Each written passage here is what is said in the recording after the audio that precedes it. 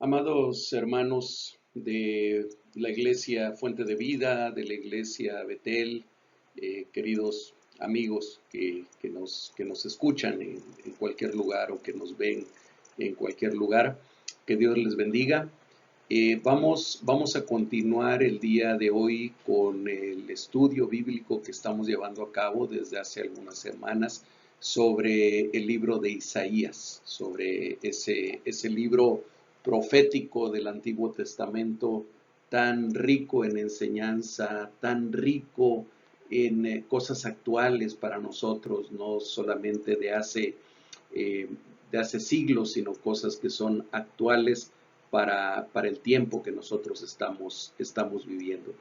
Les recuerdo que estamos dentro del estudio de la primera parte del libro de Isaías, que va del capítulo 1 al capítulo 39, que esa primera parte del libro, la dividimos en 7 secciones para fines de estudio y estamos dentro de la primera sección que va de los capítulos 28 al 33.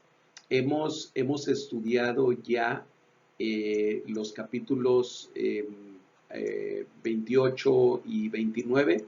Hoy vamos a continuar con los capítulos 30 al capítulo 33.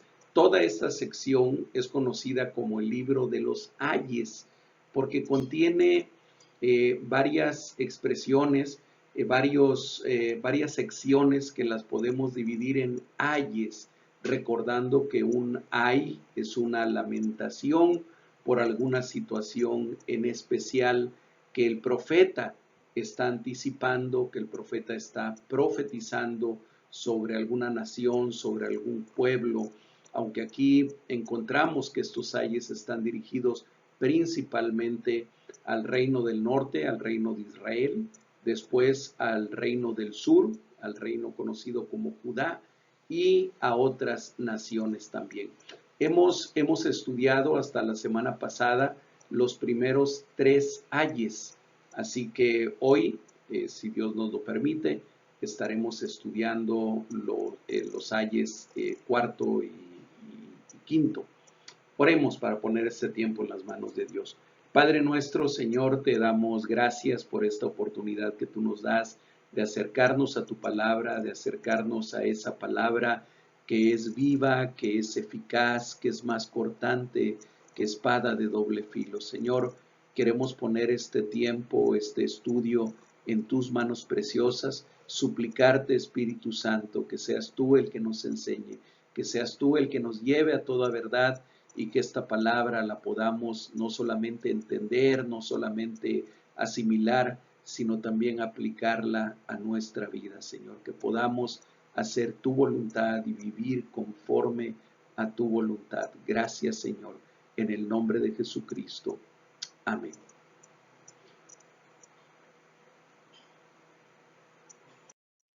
Así que entremos de lleno al estudio de estos capítulos.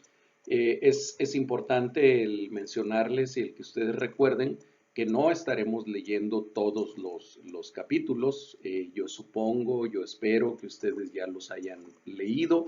Si no lo han hecho, tienen la oportunidad de irlos leyendo. Una de las ventajas de estos medios de comunicación es que ustedes pueden ponerle una pausa y entonces ir y leer el capítulo y seguir escuchando los comentarios. Iremos solamente resaltando algunas de las partes más importantes de cada uno de los capítulos. Entonces entramos con el tercer ay, y es un ay que el profeta exclama, que el Señor le da al profeta para exclamar por la confianza que Israel está depositando en Egipto. Solamente para tener el contexto histórico de esto.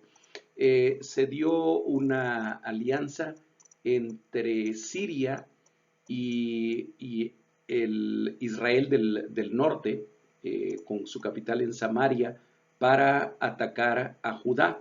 Y una de las cosas que Judá hizo y que no estuvieron bien delante de Dios es buscar una alianza militar con Egipto. para defenderse entonces del ataque, del supuesto ataque que finalmente no se dio de esa manera, entre Efraín, es decir, el reino del norte, y Siria, no Asiria. Recordemos siempre hacer la diferencia porque de repente suenan igual.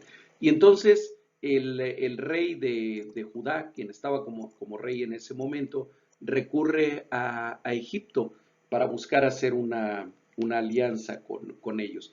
Y dice entonces el versículo 1, estamos en el capítulo 30, recuerden. Ay de los hijos que se apartan, dice Jehová, para tomar consejo y no de mí, para cobijarse con cubierta y no de mi espíritu, añadiendo pecado a pecado. Recordemos que Israel es el prototipo de los hijos de Dios. Es una figura de los hijos de Dios, del pueblo de Dios en la actualidad, y para nosotros es un prototipo de la iglesia. Y Dios se lamenta de ellos, se lamenta de ese pueblo suyo por dos cosas. La primera, tomar consejo ajeno a Él. Y la segunda, buscar protección fuera de Él, fuera de Dios. Y esto es llamado aquí añadir pecado al pecado.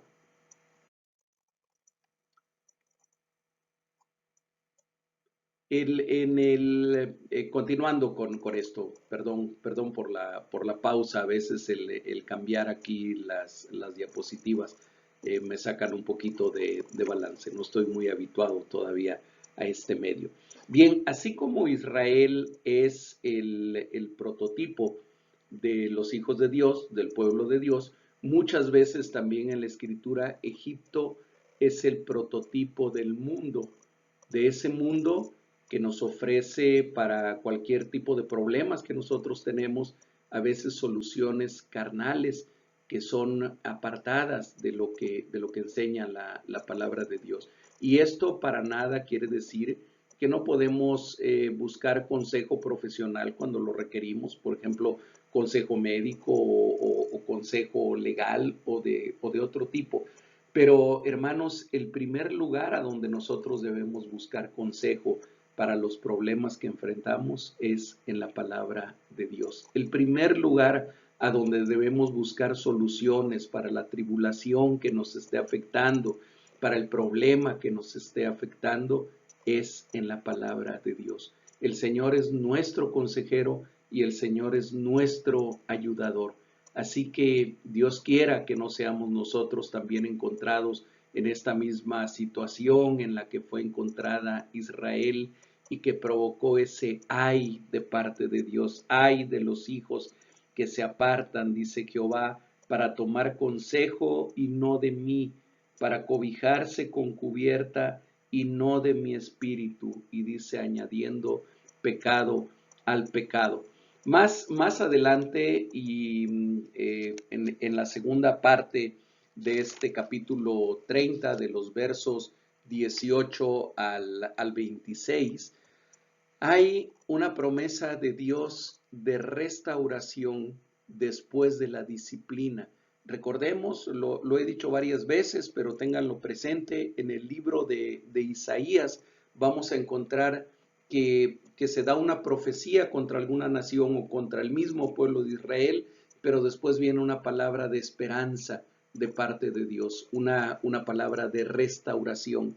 Y de los versos 18 al 26, que ustedes los estarán leyendo en casa, hay promesas de Dios de restauración para su pueblo. Voy a leer solamente algunos versículos que resaltan. El versículo 18 dice: por tanto Jehová esperará para tener piedad de vosotros, y por tanto será exaltado teniendo de vosotros misericordia. Porque Jehová es Dios justo, bienaventurados todos los que confían en Él. Versículo 22 dice: entonces profanarás la cubierta de tus esculturas de plata y la vestidura de tus imágenes fundidas de oro, las apartarás como trapo asqueroso. Sal fuera, les dirás. cuán importante es dentro del contexto de la Biblia, dentro del contexto de la palabra de Dios, el que su pueblo no caiga en idolatría, en que su pueblo no confíe en los ídolos. Versículo 23 continúa diciendo: entonces dará el Señor lluvia a tu sementera. Entonces, cuando tú hagas eso, entonces cuando tú huyas de la idolatría, entonces cuando eches fuera a tus ídolos, dice, dará el Señor lluvia a tu sementera cuando siembres la tierra, y dará pan de fruto de la tierra, y será abundante y pingüe. Tus ganados en aquel tiempo serán apacentados en espaciosas dehesas. Y finalmente, en el versículo 26, y la luz de la luna será como la luz del sol, y la luz del sol 7 veces mayor, como la luz de 7 días, el día que vendare Jehová la herida de su pueblo y curare la llaga que él causó. Vean qué hermosas promesas para el pueblo que logra ser fiel al Señor. Bien, en los versículos 27 al 32, perdón por el error que hay ahí en la diapositiva, dice al 332, se me fue ahí un 3 de más. De los versículos 27 al 32, después de la promesa de restauración a Israel, la ira del Señor se vuelve sobre los enemigos de este, y principalmente sobre Asiria. Mucho de lo que se dice en esta sección de los versos 27 al 32 recuerda la celebración de la primera Pascua en Egipto. En aquella ocasión, cuando esa primera Pascua, mientras el ángel de la muerte destruía a los enemigos de Israel, en la última y definitiva de las plagas que el Señor habría de enviar sobre la tierra de Egipto, dada la dureza del corazón de Faraón, esa plaga terrible de la muerte de los primogénitos, mientras el ángel del Señor iba en cada una de las casas cuyo dintel no estaba cubierto por la sangre del cordero, al mismo tiempo el pueblo cantaba, el pueblo de Dios celebraba, el pueblo de Israel celebraba. Y en algunas de estos versículos nos recuerda precisamente aquella primera Pascua. Versículo 29, vosotros tendréis cántico como de noche en que se celebra Pascua, y alegría de corazón como el que va con flauta para venir al monte de Jehová, al fuerte de Israel. Y Jehová hará oír su potente voz, y hará ver el descenso de su brazo, con furor de rostro, llama de fuego consumidor, con torbellino, tempestad y piedra de granizo. Y finalmente en los versículos 31 al 33 revela totalmente que esas naciones serían zarandeadas, y en el verso 33 habla de su terrible destino final. Dice el 32, y cada golpe de la vara justiciera que asiente Jehová sobre él será con panderos y con arpas, y con batalla tumultuosa peleará contra ellos. Verso 33, porque Tofet ya de tiempo está dispuesto y preparado para el rey, profundo y ancho, cuya pira es de fuego y mucha leña, el soplo de Jehová, como torrente de azufre, lo enciende. Está hablando, está profetizando en contra del rey de Asiria, que para aquel tiempo era Sennacherib. Y bueno, esta palabra que a lo mejor a algunos les suena rara, de Tofet, habla de una situación terrible. Déjenme solamente darles el contexto. Tofet era un lugar cerca de Jerusalén, a donde en los peores tiempos de idolatría de este pueblo, del pueblo judío, se levantaban imágenes de Moloch, o Moloch se escribe, de Moloch, que era uno de los dioses cananeos y uno de los dioses que exigían como sacrificios de bebés, sacrificios de sus propios hijos. Cuando la Biblia se refiere a no pasarás a tus hijos por fuego, se refiere precisamente a esos terribles sacrificios que algunas de las naciones que habitaban Canaán antes de que llegara Israel acostumbraban a hacer, pero que tristemente, terriblemente, el pueblo de Israel continuó con alguna de esas prácticas, volviéndose a esos ídolos diabólicos. Y Tofet era un lugar donde esto se llevaba a cabo. Y entonces aquí ahora tal parece que el Señor usa ese ejemplo terrible para señalarle al rey de Asiria cuál va a ser su destino. Tofet ya de tiempo está dispuesto y preparado para el rey, profundo y ancho, cuya pira es de fuego, dice ahí la palabra. Continuamos. Llegamos al cuarto ay.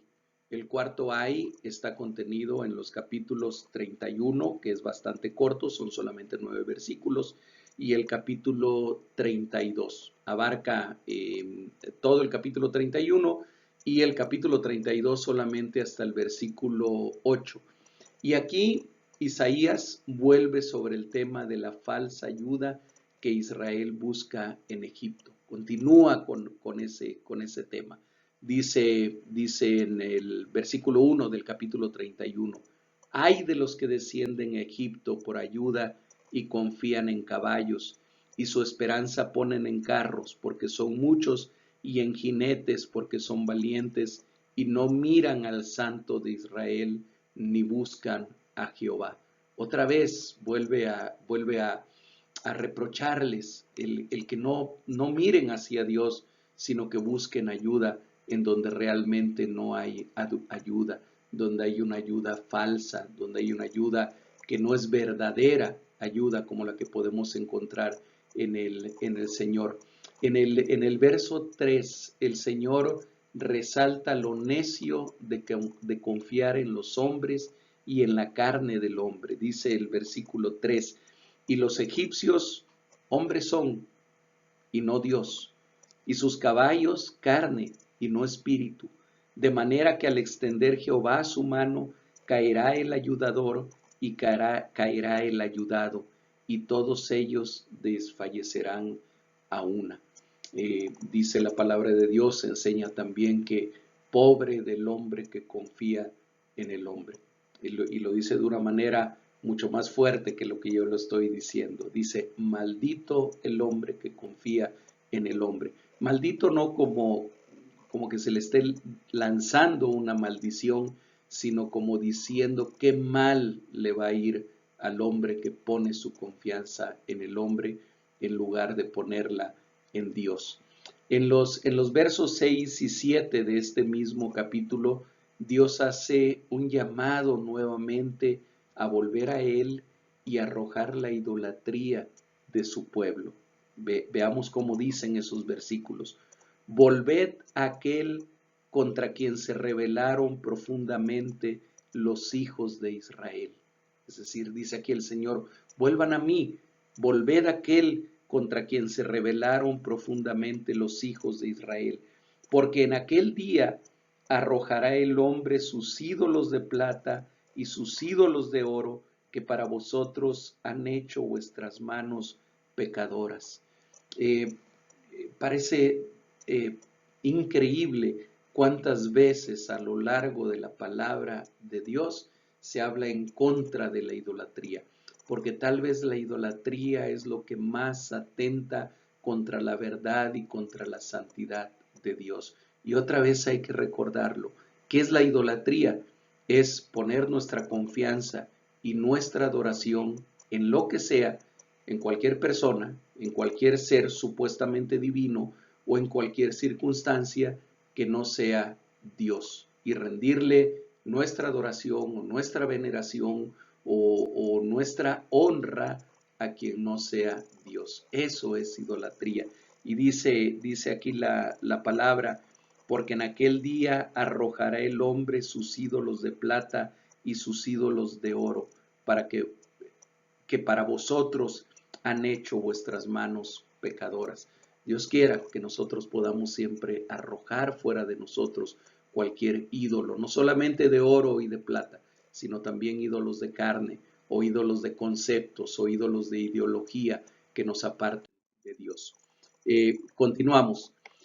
Después de reprender la ayuda falsa que buscan en Egipto, y es ayuda falsa porque realmente no es ayuda, ahora el profeta resalta la verdadera ayuda que Yahvé traerá a su pueblo.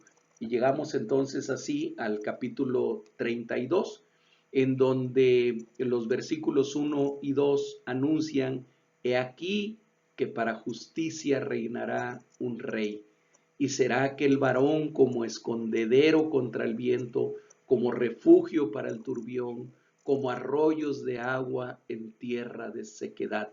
Llegamos aquí a una porción de Isaías que nuevamente es mesiánica, que nuevamente está anunciando al Mesías Salvador, está anunciando al Cristo, está anunciando a nuestro Señor Jesús. Aunque Isaías no lo veía de esa manera, no lo entendía de esa manera, como el domingo pasado lo comentábamos en el sermón sobre Primera de Pedro capítulo 1. Estos profetas no estaban profetizando para sí mismos, para su propio tiempo, sino para el tiempo de nosotros. Aun cuando ellos diligentemente, dice Pedro, buscaban averiguar cuáles eran los tiempos y cuáles eran las personas de lo que ellos estaban profetizando. ¿De quién habla aquí el capítulo 32 de Isaías? Habla de nuestro Rey, habla de nuestro Señor Jesucristo. He aquí que para justicia reinará un Rey, y príncipes presidirán en juicio, dice la palabra. Y será aquel varón como escondedero contra el viento, y como refugio contra el turbión, como arroyos de aguas en tierra de sequedad, como sombra de gran peñasco en tierra calurosa. Gloria a Dios, porque eso es nuestro Señor Jesucristo. Y uno podría preguntarse, ¿quién será ese rey? ¿De quién está hablando? Es el mismo que anuncia el profeta Zacarías en Zacarías 9:9. Ahora que recién hace par de semanas que pasó el primer domingo de Semana Santa, el domingo conocido como Domingo de Ramos, recordábamos esa profecía de Zacarías. Déjenme buscarla para que rápidamente leamos lo que dice Zacarías en 9:9. Dice: Alégrate mucho, hija de Sión, da voces de júbilo, hija de Jerusalén. He aquí tu rey vendrá a ti, justo y salvador, humilde y cabalgando sobre un asno, sobre un pollino, hijo de asna. Es de ese rey del que está hablando también aquí Isaías capítulo 32. Eh, Igual que en Isaías 3:16 a 4:1, aquí ahora en esta siguiente sección, todavía dentro del capítulo 32, al igual que fue en estos pasajes que mencioné y que ahorita vamos a leer rápidamente, aquí el Señor se vuelve contra las mujeres moradoras de Jerusalén. Estamos todavía en el cuarto ay, pero es como un anexo del cuarto ay, porque es contra las mujeres de Jerusalén. Y ese anexo del cuarto ay abarca de los versículos 9 al versículo 14, básicamente.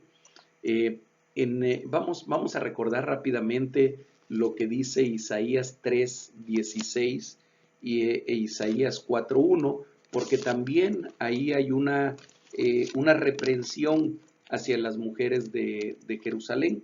Miren, Isaías 3:16, nos regresamos un poquito donde estamos, dice: Asimismo dice Jehová, por cuanto las hijas de Sión se ensoberbecen y andan con cuello erguido y con ojos desvergonzados cuando van danzando y haciendo son con los pies.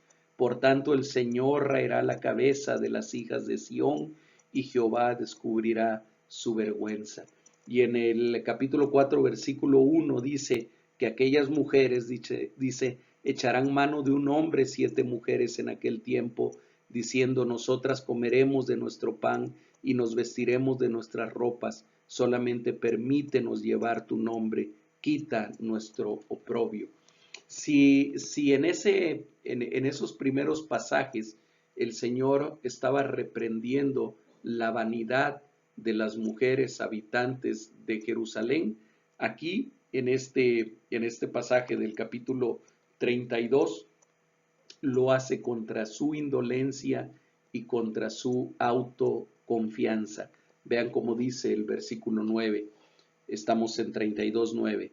Mujeres indolentes, levantaos, oíd mi voz, hijas confiadas, escuchad mi razón. De aquí a algo más de un año tendréis espanto, oh confiadas, porque la vendimia faltará y la cosecha no vendrá.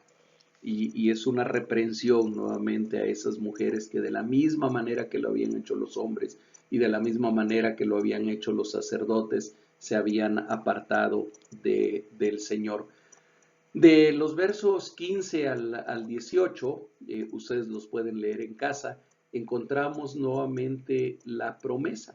Dice que lo anterior, esta condición de juicio, esta condición negativa, dice durará solamente hasta que sobre nosotros sea derramado el Espíritu de lo alto. Este pasaje es un pasaje hermoso, léanlo con calma, por favor, del 15 al 18, porque dice que entonces, cuando eso ocurra, cuando sobre nosotros sea derramado el Espíritu de lo alto, entonces habrá justicia, juicio y como consecuencia paz. ¿De qué tiempo estará hablando aquí el profeta? ¿Qué tiempo estará anunciando? Yo creo, y como no tenemos mucho tiempo para explicarlo, déjenme decirles que esa era de paz, esa era de justicia, esa era de juicio, comenzó con la venida de nuestro Señor Jesucristo. Y por lo tanto, ya la estamos viviendo parcialmente nosotros, aunque no en toda su plenitud. ¿Cuándo se va a consumar esto? ¿Cuándo habrá verdaderamente paz con justicia en todo nuestro planeta, en toda nuestra tierra? Muy pronto, hermanos, cuando el Señor Jesucristo regrese nuevamente, en ese día glorioso que nosotros estamos esperando de su segunda venida, que aquí también es anunciada. Seguimos adelante con estos versículos. Esa completa justicia y paz no llegarán hasta que ocurran dos cosas, según el verso 19. Dice el verso 19, y cuando caiga granizo, caerá en los montes y la ciudad será del todo abatida. Aparentemente esa época de justicia y de paz no llegará hasta que ocurran estas dos cosas, que caigan sobre los montes granizo. Y miren, si nosotros vamos a los versículos 10:34 de Isaías y en el mismo capítulo 30, los versos 30 y 31, vamos a encontrar que se refiere al granizo como una forma de juicio de Dios sobre las naciones o sobre la tierra, y que, y que se refiere a los montes como un prototipo, como un símbolo de Asiria, pero al mismo tiempo Asiria, que ya no existe para nuestro tiempo, que ya no existe en nuestra época, sigue siendo un prototipo de el sistema de cosas que es ajeno a Dios, ese sistema imperial, ese sistema avasallador, ese sistema opresor, ese sistema que se opone a todo lo que es Dios, es un símbolo. Asiria era un símbolo de esto. Así que dice, esto no ocurrirá hasta que caiga juicio sobre ese sistema opresor, sobre ese sistema que se opone a todo lo que es Dios. Y la otra condición dice la ciudad, y puse ahí ciudad entre comillas, será del todo abatida. Y cuando habla de esa ciudad, sin lugar a dudas, está hablando de Jerusalén, que nuevamente es un símbolo de la ciudad de Dios, es un símbolo del pueblo de Dios. Así que aquí tenemos que entender adecuadamente a qué se refiere cuando habla de montes, a qué se refiere cuando habla de granizo, y a qué se refiere cuando habla de la ciudad. A la vista de este doble juicio, el profeta proclama una bienaventuranza en el verso 20, que también habría que analizar con calma. Dice el verso 20, dichosos vosotros los que sembráis junto a todas las aguas y dejáis libres al buey y al asno. Si ustedes leen, se regresan un poquito a Isaías 30, 23 al 25, van a hablar de que es anunciada una época venidera de bonanza, una época venidera de bienaventuranza, en el cual habrá tantas cosechas, habrá tanta producción de la tierra, que es como si cada quien sembrara pegado a las fuentes de agua, como si cada quien sembrara pegados a ríos de riego, a áreas de gran riego, y tanto así será tan fácil levantar la cosecha, será tan fácil que la tierra produzca, que no va a ser necesario ni el uso del buey, ni el uso del asno, sino que estos podrán ser dejados libres. Así que el versículo 20, aunque es un solo versículo, pero está hablando de la era futura, de cuando el reino del Señor se ha establecido entre nosotros con toda su plenitud. Llegamos así, hermanos, al quinto ay, y el quinto ay combina una condena para Asur, que es Asiria, y también de salvación para Jerusalén. Probablemente cuando se escribió el capítulo 33 de Isaías, probablemente Isaías estaba por ahí del año 14 del reinado de Ezequías. Recordemos que en ese tiempo, bueno, las fechas se medían de acuerdo a los reinados de cada uno de los reyes. Entonces, probablemente alrededor del año 14 del reinado de Ezequías fue cuando Sennacherib, el rey de Asiria, ataca a Judá, toma y destruye varias de las ciudades de Judá y llega también a sitiar a Jerusalén. Y entonces los ayes contra Samaria y Jerusalén se vuelven repentinamente ahora contra Siria, en el versículo 1 de Isaías. Dice así este versículo, Isaías 33, 1. Ay de ti que saqueas y nunca fuiste saqueado, que haces deslealtad, bien que nadie contra ti la hizo. Cuando acabes de saquear, serás tú saqueado, y cuando acabes de hacer deslealtad, se hará contra ti. Sin lugar a dudas que estaba hablando, dado por el contexto a donde se da esta profecía y el contexto histórico también, estaba hablando de Asiria, un reino que se había dedicado a conquistar a otros reinos, a conquistar a otras naciones, que había saqueado a todas esas naciones sin misericordia. Y entonces dice esta profecía, el saqueador será saqueado, el desleal será traicionado. Tendríamos que leer el capítulo 37 de Isaías, que ya vamos a llegar a él, para entender completamente, vamos a entender completamente esta palabra cuando estudiemos Isaías 37, a donde explica qué fue lo que pasó, qué fue lo que Dios hizo con ese sitio, con ese ataque que Sennacherib, rey de Asiria, estaba poniendo en contra de Jerusalén específicamente, cómo es destruido ese ejército que había levantado Sennacherib, cómo es destruido directamente por Dios y cómo termina finalmente el rey Sennacherib. Pero continuemos adelante con este quinto ay. En el verso 2 del capítulo 33 hay una oración del profeta, a donde le dice el profeta al Señor, sé tú nuestro brazo. Perdón. Le dice, sé tú nuestro brazo y sé tú nuestra salvación. Oh Jehová, ten misericordia de nosotros. A ti hemos esperado.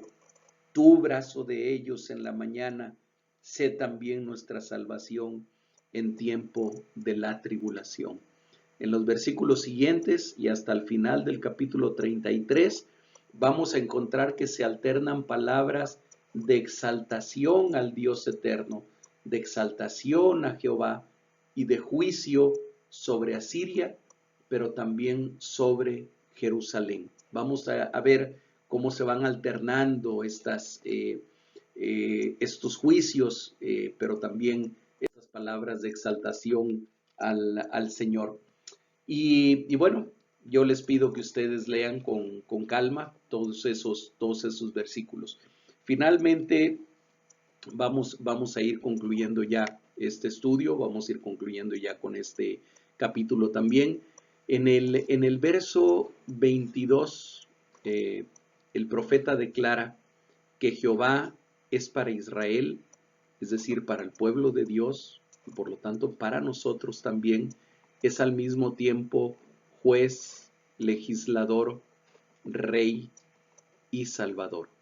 Y la pregunta aquí es, ¿lo será para nosotros también? ¿Será para nosotros el Señor juez, legislador, rey y salvador? ¿Qué es lo que hace un juez? Un juez determina quién es culpable o quién es inocente. ¿Qué es lo que hace un legislador? Un legislador lo que hace es establecer las leyes, sacar las leyes por las cuales un reino, un país debe de ser gobernado. ¿Qué es lo que hace un rey? Bueno, un rey lo que hace es gobernar, tiene la función de gobierno, pero ¿qué es lo que hace un salvador? Es rescatar a aquel que no merece ser rescatado, es redimir a aquel que no merece ser redimido. Y para nosotros nuestro Dios es juez, es legislador, es rey y es salvador. Dice así el versículo 22, porque Jehová es nuestro juez, Jehová es nuestro legislador, Jehová es nuestro rey, él mismo nos salvará. El mismo que nos juzga, el mismo que legisla, el mismo que reina sobre nosotros, el mismo es nuestro Salvador. Les hablaba poquito antes de esta alternancia en todo este capítulo 33. En el versículo 23, ahora el profeta describe la condición final de Asiria y la compara con una nave sin velas ni mástil. Dice, tus cuerdas se aflojaron, no afirmaron su mástil, ni entesaron la vela. Se repartirá entonces botín de muchos despojos, los cojos arrebatarán el botín. Y aquí se está refiriendo a lo que ocurrirá con Asiria. Es muy descriptivo, es muy gráfico cuando dice, lo compara con una nave de aquel tiempo, tus cuerdas se aflojaron, no afirmaron su mástil, ni entesaron la vela. Y finalmente, tú vas a ser botín, tú vas a ser despojado, se repartirán entonces botín de muchos despojos. Los cojos, aún los cojos, arrebatarán botín. Cuando ustedes lean el capítulo 37 van a entender mucho mejor por qué está profetizando esto Isaías. Van a ver lo que ocurrió con Asiria, cómo Dios intervino con misericordia. Algo que yo no quisiera dejar de mencionar es que muchas veces, pero sobre todo en estos capítulos que estamos estudiando ahora, vemos cómo Dios a veces lanza un juicio sobre su pueblo, sobre la nación que le está siendo infiel, pero cuando esa nación, cuando ese pueblo se arrepiente, Dios se vuelve de ese juicio. A veces decimos, Dios no se puede arrepentir, Dios no puede cambiar de opinión. Sin embargo, encontramos en la palabra que cuando el pueblo de Dios reconoce su pecado, que cuando el pueblo de Dios reconoce que está mal y entonces rectifica y entonces se vuelve de sus malos caminos, entonces Dios también detiene su juicio. Dios también cambia ese juicio que ya tenía decretado para ese pueblo. Y eso debe ser una lección importante para nosotros. Y al final, el versículo 24 describe la condición última de Israel como un pueblo sanado y perdonado. Como un pueblo sanado y perdonado por la gracia del Eterno. Dice el versículo 24, no dirá el morador de Jerusalén, estoy enfermo. Al pueblo que more en ella, en esa ciudad, le será perdonada la iniquidad. Nosotros ahora moramos en la presencia de Dios. El Señor Jesucristo, cuando muere en la cruz del Calvario, Él abre para nosotros el lugar santísimo de la misma presencia del Padre. El velo del templo es rasgado de arriba hacia abajo y la presencia del Señor queda accesible para cada uno de nosotros a través de Jesucristo. Y es como si ahora nosotros fuéramos esos moradores de esa Jerusalén espiritual. Es como si fuéramos, pero un día en el futuro, vamos a ser realmente los moradores de esa santa Sión, los moradores de esa Jerusalén espiritual que descenderá del cielo cuando el Señor Jesucristo venga en su gloria nuevamente. Hermanos, hasta aquí vamos a llegar con el estudio de Isaías. Terminamos entonces con esta sección, terminamos con esta parte del libro de Isaías. Y si Dios lo permite, para la próxima semana, para el próximo jueves, estaremos estudiando la sexta sección del libro, de esta primera parte del libro de Isaías. Recordemos que son siete secciones. Entonces les pediría, por favor, que ustedes en el transcurso de la semana estudien los capítulos 34 y 35, que son la sexta sección de este libro, de esta primera parte del libro, para que los podamos comentar nuevamente. Espero en el Señor, espero en Dios que este estudio sea de bendición para sus vidas, hermanos, y sobre todo que los motive para estudiar la palabra de Dios, que los motive para escudriñar la palabra del Señor. En el breve tiempo que puede durar este video, no podemos hacer un estudio profundo, pero mi anhelo y mi oración es que el Señor mueva sus corazones, mueva sus voluntades, mueva su deseo para que ustedes anhelen conocer más de su palabra. Que Dios les bendiga, hermanos. Buenas tardes.